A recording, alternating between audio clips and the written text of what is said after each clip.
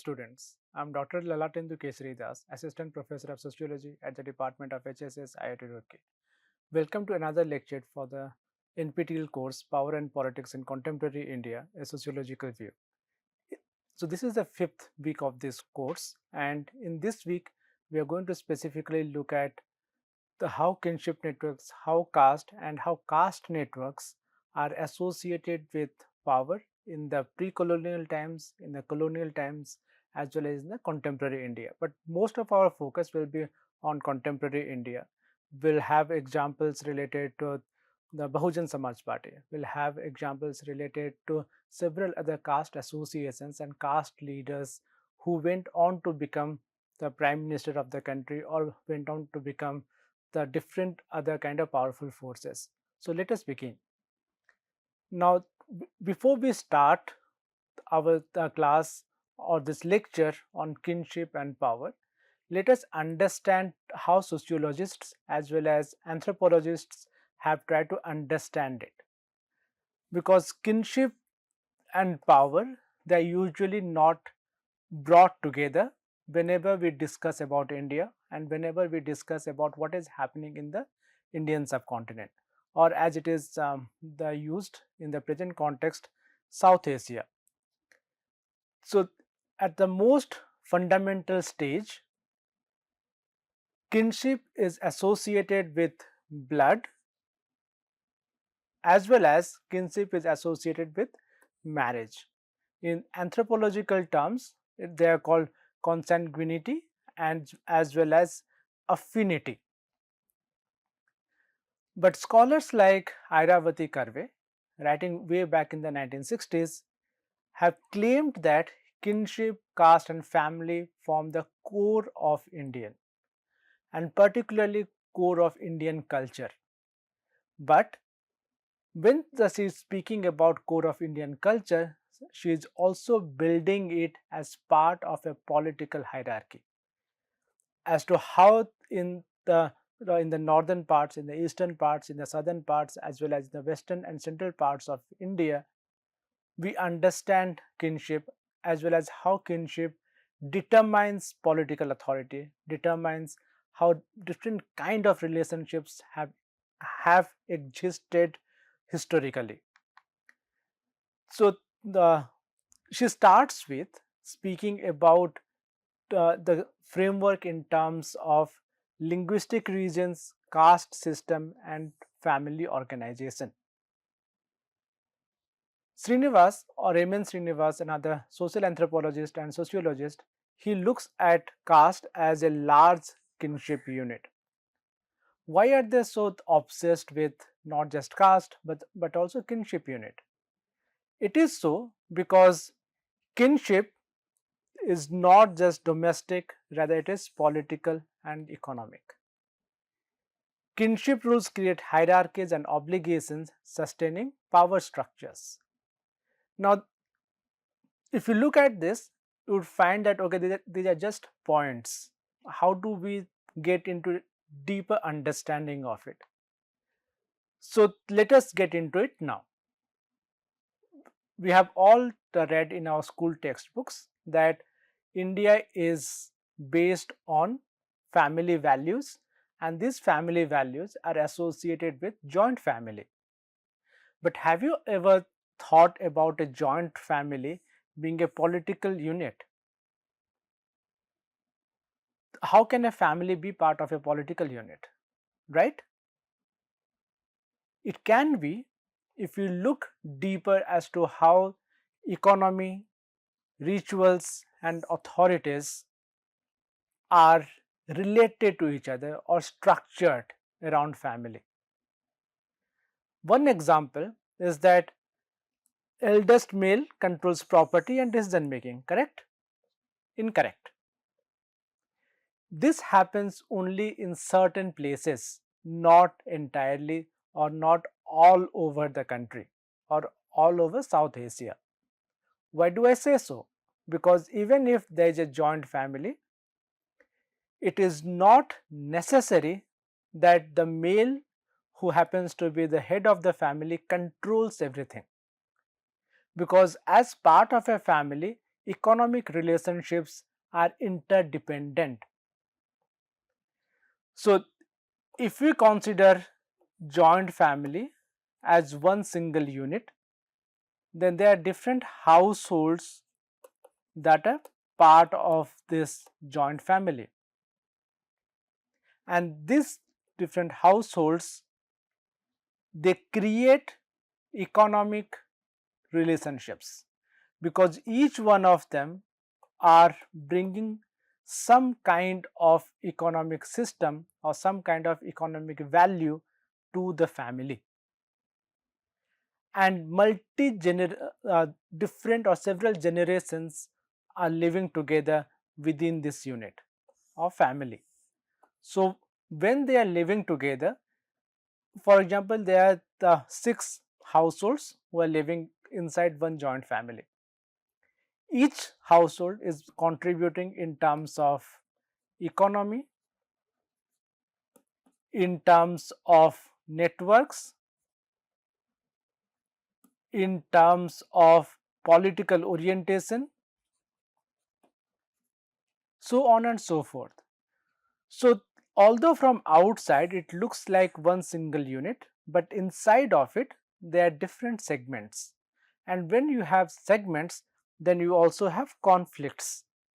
And in order to create a cohesion among all 6 units within this unit of family, you require cohesion. That is the reason why at the very minutest unit in a society that sociologists and social anthropologists and political sociologists study lies power dynamics.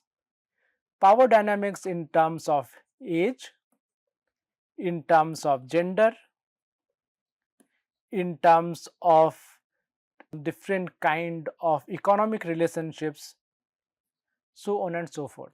So the negotiations that are happening, it's happening inside the family, but it has implications outside of it. Why I'm saying so? I'm also saying so because there's an election coming up, and in that election, this family has, for example, 10 voters.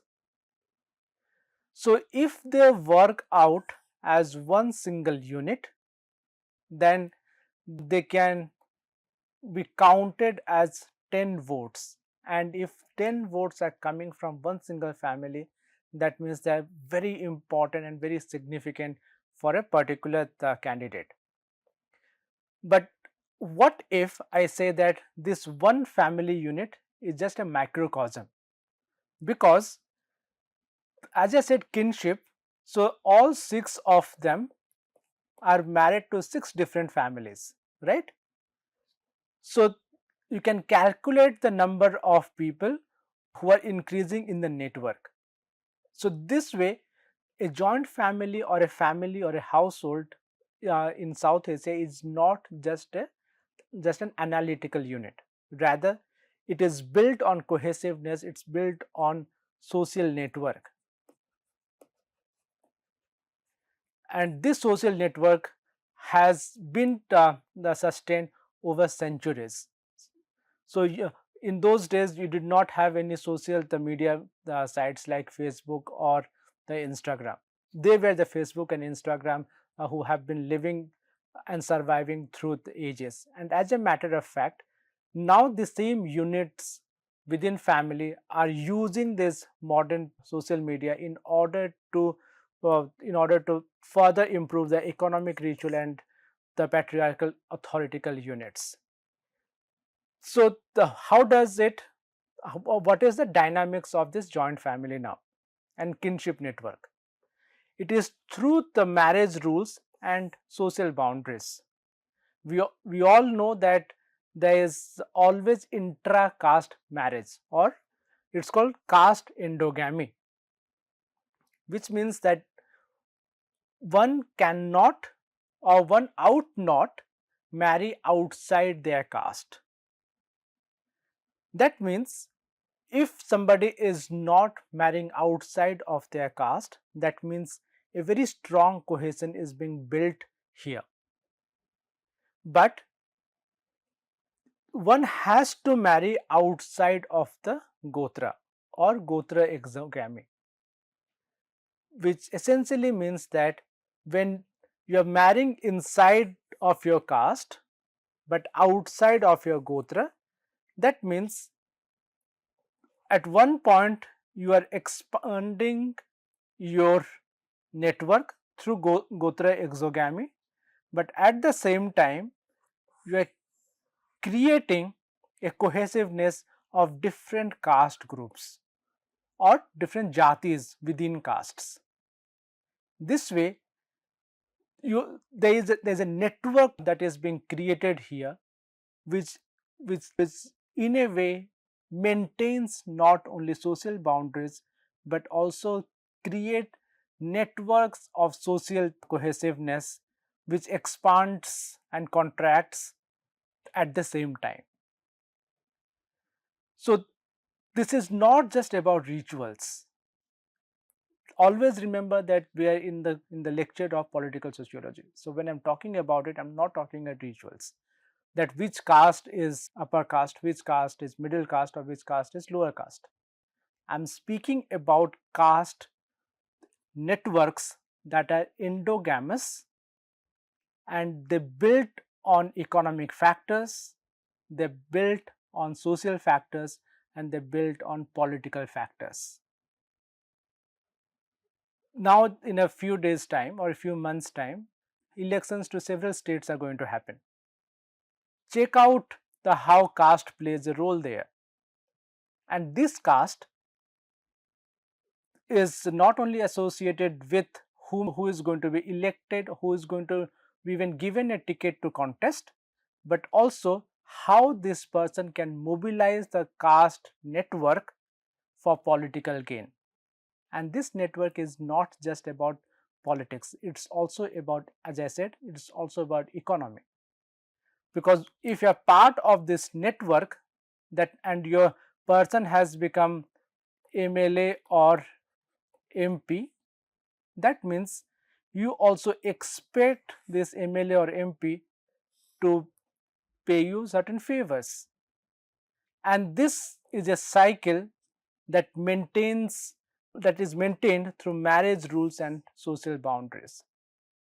That is another reason why so many caste and so many jati groups in India oppose inter-caste marriages, because they feel that once somebody goes outside of this network, that means they are fragmenting the cohesiveness of this group to work as one single unit. So right now we're talking about caste. This could also be about religion, this could also be about class, this could be also about anything else. Now what I'm discussing here is at a very material level. If you remember when we had discussed about Marx, he was talking about class cohesiveness in terms of class consciousness. Class for itself and class in itself. So here it is caste for itself and caste in itself. This way you have a very material and fundamentally political and economic way of looking at caste rules, marriage rules, and why the intercaste marriages in India, in South Asia are always frowned upon, unless and until it is bringing something inside of this. So unless and until somebody who is from the outside is bringing a value or contributing immensely in terms of economic value, in terms of social value, or in terms of culture and symbolic value, if we speak in the language of Bourdieu, it could be capitals.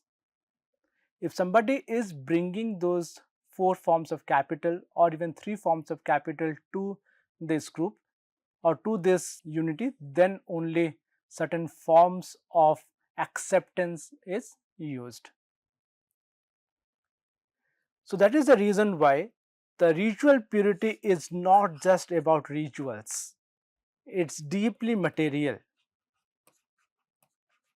And once we understand the material aspects of this ritual purity, it will not be difficult for us to understand why intercaste marriages or many times interjati marriages are also quite difficult to attain in this region. Now, if we look at the way Ayurvedic Karve is taking it at a pan-Indian level, she has classified kinship networks and kinship patterns in terms of regions: the northern zone, central zone, southern zone, and eastern zone. In the northern zone, she argues that there is very strong patrilineal system, Gotra exogamy, and dowry system. Patrilineal system means that it's the preference for son first, but at the same time, once a woman gets married, she has to move to the husband's family and husband's household. That day when she gets married, even her gotra changes. She loses the gotra of her parents and now she is part of the gotra of her husband. Second, because it is also patrilineal, that means the entire chain or entire line of inheritance is through son or the male member of the family. So, when you're talking about the kinship, it's also about how the property is getting transferred from one generation to another generation. And if it is patriarchal and patrilineal, that means it is going to move through sons, and the woman is just a contributor to the family, but not exactly have ownership rights on many things. That is another reason why the most of the conflicts in India happen when a daughter asks for the property or a share of property of a father. Because as I said before, rituals are very significant, but economy is more significant than rituals. And that is another reason why there is dowry system, because through dowry the woman is bringing substantial financial contribution to this patrilineal family. There could be any number of justifications that can be given or excuses that can be given, but it is again a highly material aspect. It has nothing to do with culture, it has nothing to do with religion, it has nothing to do with the rituals. You bring money to this household, you are accepted. If you are not bringing that kind of money as well as other kind of goods and commodities, your stay here in this household is going to be difficult. And in case, as I said, it's a joint family with different kind of units, one person is not bringing and other 5 have brought, that means this family or this household is going to face a lot of, for a lack of better word, torture. So we have to be very conscious as to how the system works. The second that Curve is talking about is the central zone. In the central zone, we have both the features of northern and southern parts. So there are zones, for example, in Maharashtra or in southern part of Madhya Pradesh, where you have cross cousin marriages. That means even if you are the part of a similar gotra, still there can be marriages, but these are not simply about some ritual fancies. Rather, it is about how the family and how households can reproduce themselves as single units and viable economic units. So even if dowry is given, the dowry is not going to an outsider. Rather, all the money is going to stay inside the family itself or extended family.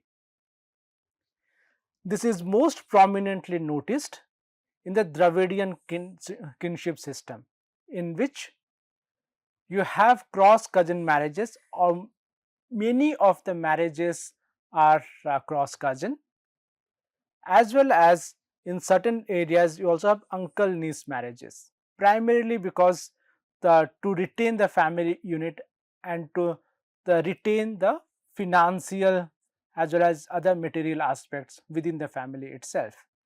But when you talk about matrilineal in Kerala, it's mostly practiced by the more affluent society, or more affluent members of Kerala Malayali society rather than everybody. So you have Nair Tharwards who have made a lot of money through trade, through commerce, through many other means. And if it is passing down through women, it is, as a matter of fact, at the outset it might look like patrilineal and matrilineal, they are kind of opposite to each other, or binaries of a society, but that is not so.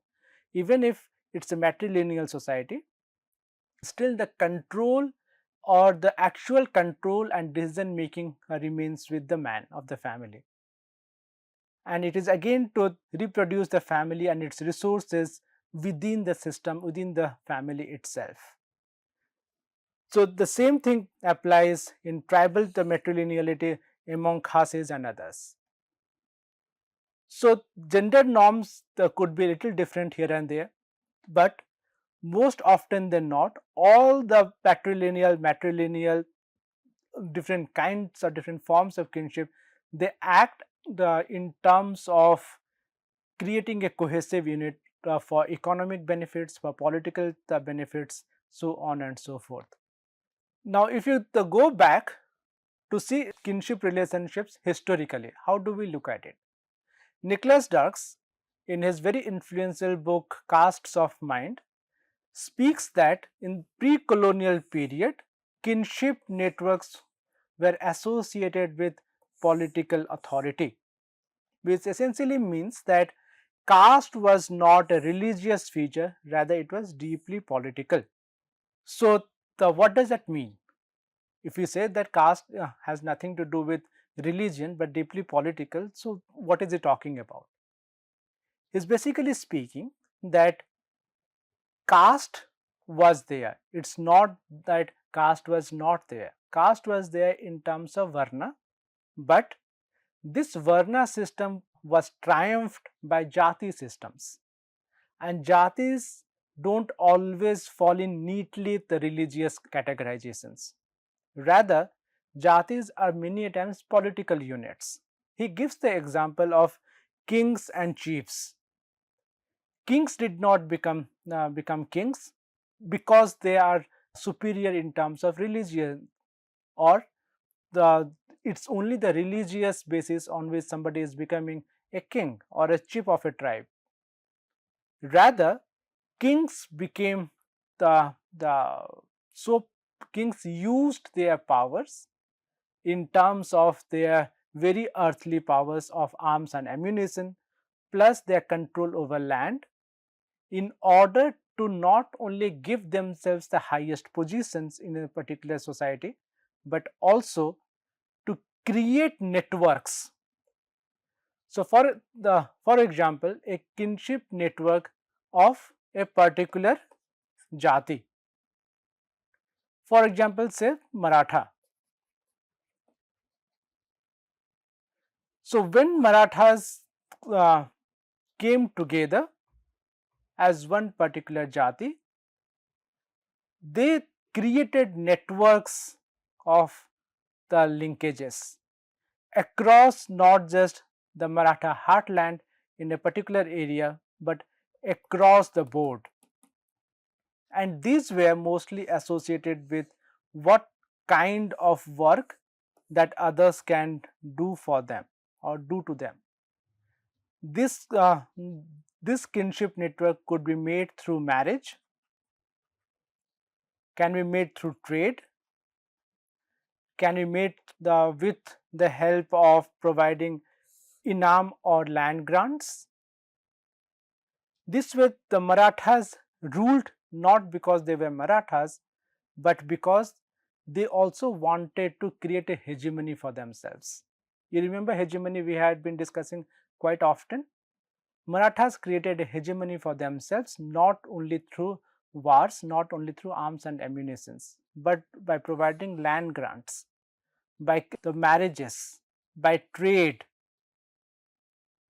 This way, not only the Marathas or the fellow Marathas accepted the, a few people as their kings and queens, but also they were accepted as kings and queens by other groups of people. So, political authority and kinship networks were very important for the creation of domination as well as creation of hegemony in the pre-colonial period. Therefore, Nicholas Dirks argues that power and caste networks were fluid during the pre-colonial period. You could be from the Shudra caste, but because of your political networks, you can convert yourself to Kshatriyas. There was no clear-cut demarcation between or watertight demarcations between different set of groups. Rather, it was mostly to do with what you can achieve when you have power and how to get closer to power. So lineages are also or kinship relationships and lineages were also about administrative and military units. You have people from your lineage, from your kinship network. You send them across the region, make them the subedars, make them the other kind of bureaucrats, ask them to handle different kind of institutions, and then they are also bringing in their own networks through which the entire kingdom functions. And always keep this in mind, as Nicholas Dirks is telling us again and again, that power can only work properly if it is fluid in nature. If people see that they can move up and down through their own works and through their own activities, it is not by birth. So this way we see that the way political kinship works, it's through the creation of the Vamsavalis, which legitimized power, land and titles, but at the same time it's also about how kings through kinship networks remained as kings or become kings. That is the reason why the political status was inherited, contested and ritualized through kinship idioms. So what is inherited was many a times contested, and what is the inheritance and contestation was subjected to ritualized performances. And when something is ritualized, then it brings a certain form of stability, and this stability is again about your kinship networks. If you have a very strong kinship network, that means this ritual is going to be effective, otherwise there will again be contestation towards inheritance. And Nicholas Dirks argues that this entire phenomena completely transformed during the colonial period, because what was politics before the colonial rulers, they created caste by arguing that in the Brahmanical textual framework, for example Manusmriti, every caste group has been assigned a particular status in society, and because a particular status has been provided, so they created the hierarchy that we have been discussing since quite some time. So Varna Vyavastha was not the hallmark of South Asian society, and or the rigidified variant of it was not the hallmark. So caste hierarchies became part of political histories only during the colonial period and through the Brahmanical textual frameworks. So what were political roles? They became part of ritual ranks. Now the Brahmins, who were one among several the priestly castes, became the top. Then the Kshatriyas. In the pre-colonial period, anybody could become a Kshatriya. If you have the prowess to control land, labor, women, capital, you become a Kshatriya. If you are engaged in the economic activities, you become a Vaishya. And anybody who is providing labor was part of Shudras. So the ethnographic state through census, gazetteers, so on and so forth, fixated caste identities. That okay, because you are a particular, you are a Kshatriya, when we came here, that means you will always remain as Kshatriyas, even though you are not no more ruling here. You will remain as Brahmins, you will remain as Shudras, so on and so forth. So the colonial transformation completely ruptured the way politics and caste was understood in the South Asian context. And it was created as a social factor, not just as a political aspect. And this social factor was again related to the erasure of histories of kinship and other kind of warrior politics.